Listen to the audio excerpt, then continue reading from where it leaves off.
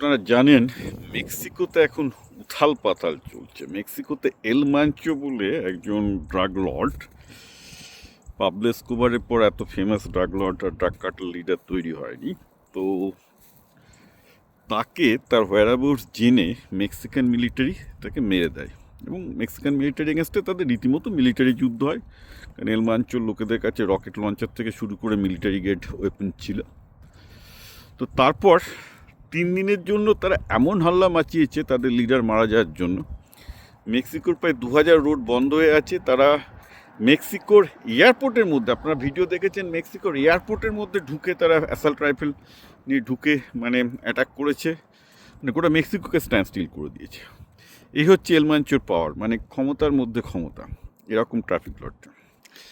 তো সেটা বড় ব্যাপার নেই। যারা আপনারা ভিডিও দেখতে চাইছেন আপনারা দেখবেন সেসব দুর্ধর্ষ ভিডিও, যে মেক্সিকোর এয়ারপোর্টের মধ্যে পুরোপুরি গানম্যানরা ঢুকে যাচ্ছে এল মাঞ্চোর লোকেরা, যে তাদের বসকে মেরে ফেলা হয়েছে, তারা প্রতিশোধ নেবে এবং তারা 60 জন মেক্সিকান মিলিটারিকে মেরে ফেলেছে এবং আরও কত মারা যাচ্ছে মেক্সিকান মিলিটারি ঠিক নেই। যেখানে মেক্সিকান মিলিটারি পাচ্ছে ধরে ধরে পেটাচ্ছে, এই অবস্থা মেক্সিকো।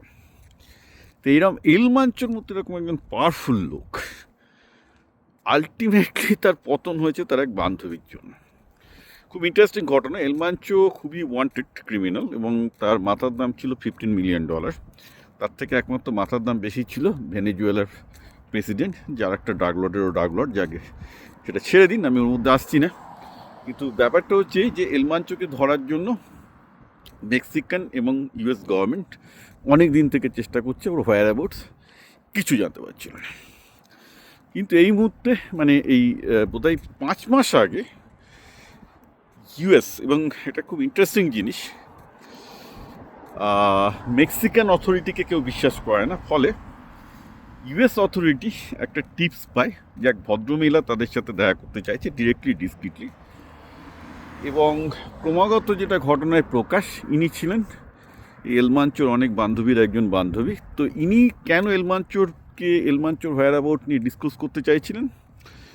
কারণ তার রাগ যে তিনি একসময় এল মাঞ্চোর অনেক বান্ধবীর মধ্যে প্রধান বান্ধবী ছিলেন, কিন্তু এল মাঞ্চো রিসেন্টলি অন্য একটা নতুন মহিলাকে বেশি গুরুত্ব দিচ্ছিল, যা ঘটনা শোনা যাচ্ছে আর কি, যে তার জন্যে তিনি এল মাঞ্চোর ওপর রেগে গেছিলেন। এবং মহিলা, আপনি ভাবুন যে এল মাঞ্চোর মতো একটা বিশাল বড় পাওয়ারফুল লোক একটু যদি এদিক ওদিক হয়ে যায় সে মারা যাবে, ওসব কিছু নয়।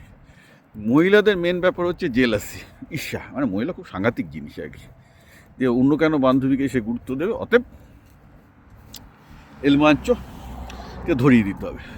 তো সেই ভদ্রমহিলা এল মাঞ্চোর সাথে আবার দেখা করতে যায় এবং এইবার দেখা করতে যাওয়ার সময় তার মধ্যে ইমপ্ল্যান্টেড ডিভাইস ছিল। তো তার মুভমেন্ট থেকে পুরোপুরি মিলিটারি শিওর হয়ে যায় যে এল মাঞ্চো কোথায়, কোন রিসর্টে, কোন বাড়িতে আছে।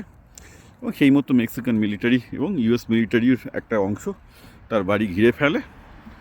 কিন্তু ঘিরে ফেলার পর যে এল মাঞ্চো আত্মসমর্পণ করেছে তা না, তারা রকেট পাল্টা রীতিমতো আক্রমণ করেছিল। এল মাঞ্চো পালানোর চেষ্টা করে, কিন্তু আলটিমেটলি রীতিমতো হেলিকপ্টার এবং ড্রোন গানশিপ থেকে গুলি চালিয়ে এল মাঞ্চোকে মারতে হয়, যাকে সেটা পরের ব্যাপার। তারপর তাকে হসপিটালে নিয়ে যাওয়ার আগে সে মারা যায়। কিন্তু মোরাল অফ দ্য স্টোরি হচ্ছে এটাই, সে এল মাঞ্চোকে 5 বছর কেন, গত 10 বছর ধরে কেউ ধরতে পারেনি, ধারে কাছেও যেতে পারেনি।